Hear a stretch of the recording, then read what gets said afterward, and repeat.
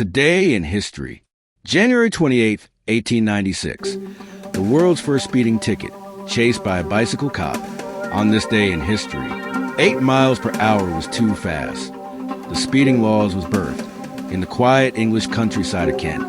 Cars were still a novelty. Horse-drawn carts ruled the roads, and speed limits barely existed. But on this day, one man changed traffic history forever. Walter Arnold was driving his early motor vehicle at a shocking speed, 8 miles per hour, in a zone limited to just 2 miles per hour. A police officer spotted him and gave chase, not in a patrol car, not on horseback, but on a bicycle. Ringing a bell to stop him, Arnold was caught, arrested, and fined 1 shilling. That moment became the world's first recorded speeding conviction. No radar guns, no cameras, just legs, pedals, and determination.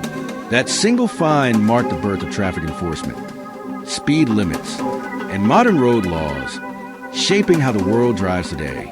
From 8 miles per hour being dangerous to highways that move 10 times faster. History always starts small. Today in history tells us about the first speeding fine in history and the man who got caught.